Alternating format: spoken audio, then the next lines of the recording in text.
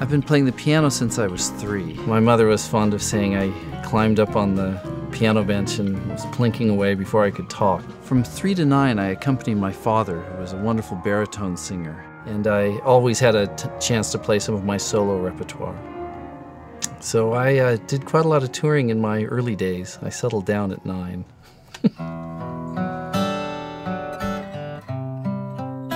I started playing guitar at 9.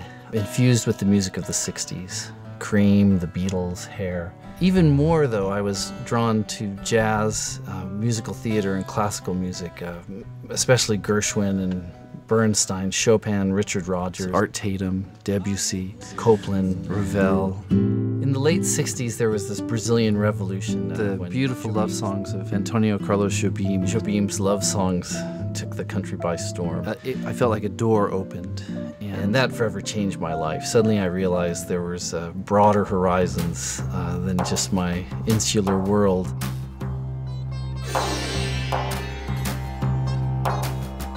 During my teens, I fell in love with the music of India. I studied sitar, tablas, and I ended up moving there on my 18th birthday for a period of almost 3 years, a real immersive experience. Indian music has this incredible, timeless continuum feel. It's as if the music exists already and that the musicians are giving voice to it.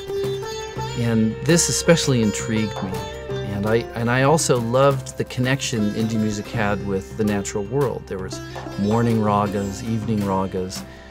The music was in tune with the rhythms of the day, with the cycles and rhythms of the earth. All of the natural world is pulsing with melodies and rhythms and harmonies. It felt as if the music existed somewhere else in the universe, and the musicians were simply giving voice to it, bringing it into the explicate from the implicate, making manifest something that is already present. I have a deep sense of acoustic ecology. I try to tune myself to the environment that I'm in. Coyote Jump is a vision I had of seamlessly melding together symphonic strings, the Native American flute, world music drumming, piano, guitar, cello octet, Ustad Sultan Khan, the fabulous sarangi virtuoso.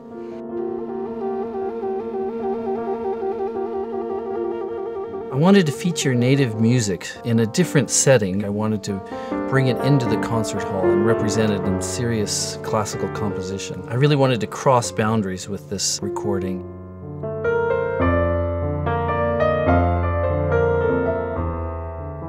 Coyote for me is a trickster. Coyote is jumping into the concert hall, and yet he still retains that trickster spirit. Coyote transgresses definitions, busts out of stereotypes. I've wanted to be true to the spirit of the trickster in Coyote.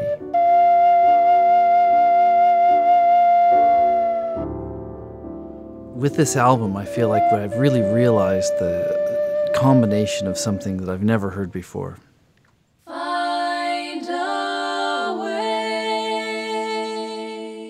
As a composer, I try to orchestrate and arrange distinct styles and disparate elements into a coherent whole. And I've always had this fierce appetite for the innovative, crossing boundaries, discovering something new, listening deeply to whatever environment that I'm in, and then being able to express what I'm hearing creatively.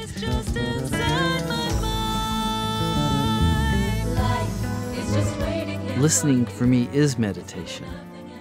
A certain way of being present with who we are in the moment, our existence right now. And then out of that, it's tapping into the spectrum of possibility, the fountain of creativity.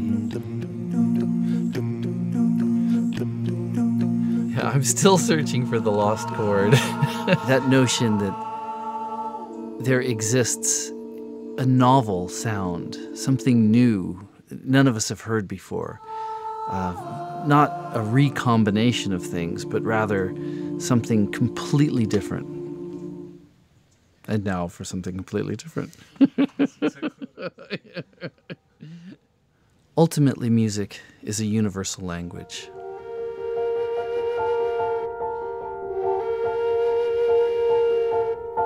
It's able to express nuances and subtleties that no words can. I'm committed to a greater understanding of both sonic and emotional literacy through music.